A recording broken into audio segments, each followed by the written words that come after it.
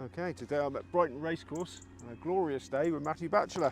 Mattie, thanks very much for agreeing to take some time out to talk to us here. Absolute pleasure. I've been asking around about you, universally referred to as one of racing's good guys. That's good to hear, yeah. Now, you recently retired from the saddle. How is retirement suiting you? I know it's early days. Yeah, I think it's very, I mean, I probably should have retired years ago, but it's one of those sports, and I presume football is the same, and it's very hard to let go. And I was riding abroad over in Jersey and getting a few rides, and that's why half of the reason I kept my licence, really, because I was going over there every year and rode a few winners over there. So yeah, but then it got to a stage, I've recently, well, not recently, in February I had a hip operation, and I was accommodating it for probably the last 2 years and just carrying on, and time was now to sort of say, right, enough's enough. Had to wave the white flag, and I was offered a ride for a local trainer, actually, Camilla Poulton. And it was a juvenile I'd been schooling and done a lot with, and taught him to jump, and he was really good, and he was quite exciting because his half brother won at Cheltenham. I know that doesn't mean a lot, but there was a lot of potential there, and it came to ride. His first run was at Fontwell, and it was sort of, well, you can ride him, he's your ride. And I was like, I said, you know what, let someone else ride on him. The hip doesn't feel 100%, and he ran okay at Fontwell, and then he went and won at Sandown, and it didn't bother me, probably the wrong word to use, it didn't bother me as much as it should have done, but that's not because I'd lost all interest. The fire still burns now, but I didn't want to do the horse an injustice, so I just thought, put someone else on it. I could sit on it, I've schooled it, I could easily sit there, but when push came to shove and started getting down to ask the horse for an effort or really get down and get behind him, I think I wouldn't have been able to give it the full 100%. So that's why I said, look, put someone else on it. And it won at Sandown, and I was just pleased to be involved in a horse. I'd taught it to jump, I'd schooled it, and I was pleased for Camilla and Eliza Poulton that it'd gone and won. So it was, then I knew that it was probably time to get myself sorted out first and foremost. And are you still sort of riding out and involved? Yeah, well, I'm about, I had the op in February, so I'm post-op. They gave me 3 months to start exercising. I'm back in the gym now, and yeah, I could easily sit on a horse now, but I'm quite busy with my mate. I've got a sales job. My mate got a business, partition glazing, so we're very busy during the week, and sometimes it works Saturdays as well. So it's just getting the time. But I have been asked to ride in the Legends race at Doncaster, September the 17th. So I will have to get my leg over a horse sooner or later to get into resemblance of fitness. Yeah, it's fair to say that you've sort of been winding down a bit over the last few years. I mean, how tough is it for a jockey that's not getting 4 or 5 rides a day? Do you have to look for other work? Yeah, it's tough, and that's where I got a part-time sales job. I was quite luckily, the connections in racing, I had an opportunity to get a sales job. I mean, these jobs would have been advertised, and professional people would have gone for these jobs, but just because of who I knew, they recommended that I'd probably be suitable or good at a sales job, and lucky enough I did. It sort of took off. It's in the veterinary world, and especially on the equine side, people recognised you, which opened doors. So I'd done that for a few years, part-time, so which allowed me to continue riding out, and I suppose sort of do the riding in a part-time basis, albeit not a great, because you couldn't do it full-time, but I said it was just not having to let go straight away. I had a job that helped me pay my bills and my wages, but I could still go to Jersey and get the odd ride over here. Sort of eased yourself out a bit. We'll talk about Jersey in a bit, but your career, hopefully I got my facts right, you rode over 300 winners. Yeah, that was here and abroad. Yeah, I think over here was probably in the region of over 150. And then lucky enough for me, racing took me all around the world really. I went over to America, been to France, Jersey, Sweden and Norway. I stayed in Norway for a good sort of 2.5 months and worked over there. So with the winners in Jersey, Norway, Sweden, America, it all added up to around over 300 winners, yeah. And the memorable successes, King Harold at Cheltenham and Carruthers in the Hennessy. Yeah, very memorable, yeah. King Harold was, yeah, I mean, when you first start out as a jockey, to get a ride at Cheltenham Festival, to be involved in that, it's like that is the pinnacle of our sport, the Olympics, so to speak, at the end of the season. So to get rides at the festival when I first started, it was just to be there in that atmosphere was absolutely phenomenal.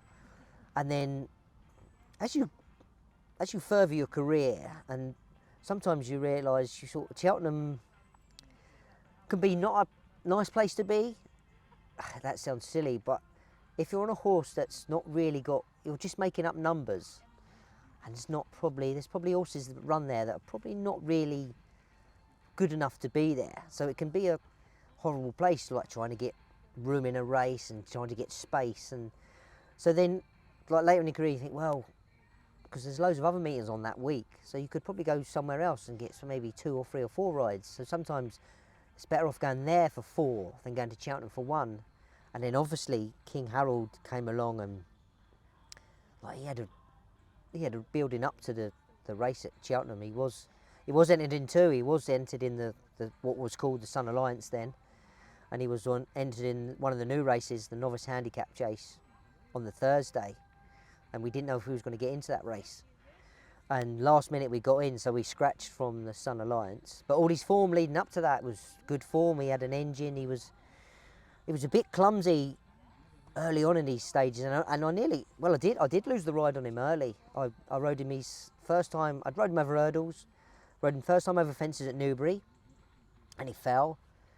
And then he went to Plumpton, and I think Andrew Tinkler rode him. Yeah, he did ride him, and he was going to win at Plumpton, and then he fell. It was either 2 out or at the last, so he had 2 Fs by his name, and he wasn't a bad jumper by any means. He was just a little bit clumsy, and he was sort of forget to do things like get his landing gear out sometimes. He was well capable of jumping. So then, of course, his third run, he went up to Newcastle, and of course, he's a horse coming up from the south, 2 Fs by its name. All the northern jump jockeys up there, sort of, their agent said, "Do you want to ride this?" And in no uncertain terms, they told him where to go. Like, said, "The southern horse coming up here." Like, no thanks. So I got back on him by default, really, because no one else was stepping up to the plate to ride him. So I got back on him at Newcastle. He ran well, finished second. And after that, he went to Newbury and won on him. So then that was it. Then I was keeping the ride. And I say he went to Cheltenham, and then the rest was history. He made all the running, and it was bittersweet, really, because, well, not bittersweet, but we nearly, again, we'd done a lot of work with Yogi Breisner, who does a lot with the Great British Show jumping and teaches horses to jump, and we'd spent a lot of time with Yogi, and he got him jumping and into a rhythm and told me how to relate what I wanted him to do, and that day at Cheltenham, he was absolutely foot perfect, absolutely awesome until the last, where we was in front. Richard Johnson was behind me on Lac du Dale, and it looked like it was going to be a ding-dong battle. And I jumped the last fine, just got in a bit close to it. He jumped it, and as he landed, there he was, his custom mistake. He literally slipped and half tripped over, and I thought I was gone. I was hanging off the side, lost my stirrup, managed to stay on, kicked the other stirrup out, went up the running like, he won't mind me saying, like Andrew Thornton or John Wayne, very similar, and crossed the line in front. He went away in the end. He fell a bit more, turn of toe, and he won. And by him doing that, I won a Leicester as well, won Ride of the Year. So it was I won a race at the festival and won Ride of the Year. So it was, looking back, it was good that he made a mistake. That was good. I was going to say that it was a Leicester. And then you got another one in 2019. So there was a fair spread of you having really, really good rides. That was on Noble Glance at Fontwell. That's right, yeah. I mean, it's, again, for me, to someone like me, sort of wouldn't get many good rides. That was nice when a good horse came along. And so to win the first Leicester Ride of the Year, I mean, you used to go to the Leicester Awards every year, and see all the jockeys go up on the stage and get these prestigious Leicesters, and so to get one of them, and it was great. It was I took my family that night and a few of my closest friends, and it was a great evening just to go up there, and they were very proud. It was a proud moment for me. And then, yes, it was, well, you're talking 16, 17 odd years. Sorry, yeah, about that 15 odd years to get the other one. And but again, there was 4 runners in the day, 1 non-runner, with 3 runners, and there was 2 apprentices in the race. I was on Noble Glance, and she wasn't the quickest. She was probably a bit short for her. And we started racing, and I was off the bridle a long way out, and the boys in front of me kicked down the home straight. And I mean, a lot of them, people said they kicked too early, but I've seen people kick down Fontwell Hill and on that sort of ground and still win. I think it was just more of my horse. Her stamina kicked in, and she never gave up. I was pushing her from the top of the hill all the way down. And again, I wasn't having many rides that season, so I stopped, had a little breather to get my breath back, turned into the straight and started riding again, and she just kept picking up, and yeah, I mean, any jockey would have won on it, because you can feel a horse if they're still trying for it, and she was, so I just kept pushing and pushing. So yeah, again, she made me look good because I never stopped trying.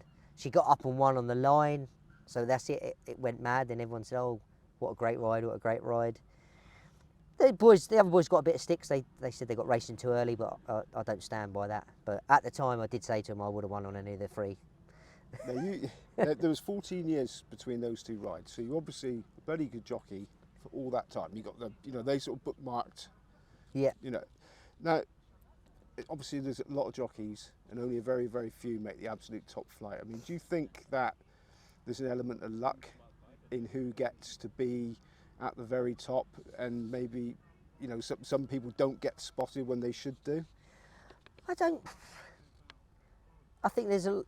I'm going to be very biased, and I'm going to say that I think I rode in one of the greatest eras of all time. I mean, when I first started, you had the likes of Dunwoody, you had Jamie Osborne, you had Graham Bradley, Mark Richards, and up north you had like Graham Lees, Ross Garrity's, Aidan Smith, and I think it was very lucky, and there was a lot of hell of good jockeys. And yes, what I like about McCoy, when he's ever interviewed, he always sort of quotes that he was very lucky. And I think as a jockey, you are very lucky, because sometimes you lose winners, you get on winners. And of course, listen, Richard Johnson and McCoy are phenomenal in their own right, and they're the top 2 leading jockeys of all time because of that reason. And I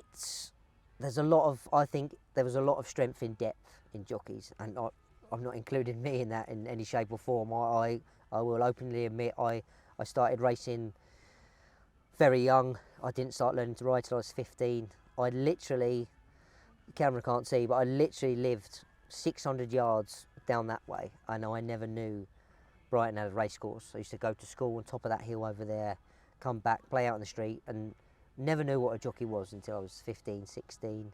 But when I started it, it's something I enjoyed doing, and I wanted to do it. And I was never a natural, very manufactured, but I was determined to do it and try and I never thought I would make a career, but I look back, I'm proud of what I've achieved, and I made a living out of it for 20 odd years. So when I look back, I'm very proud of what I've achieved. Okay, and we're going to look back to that 15-year-old boy in the next part. Thank you.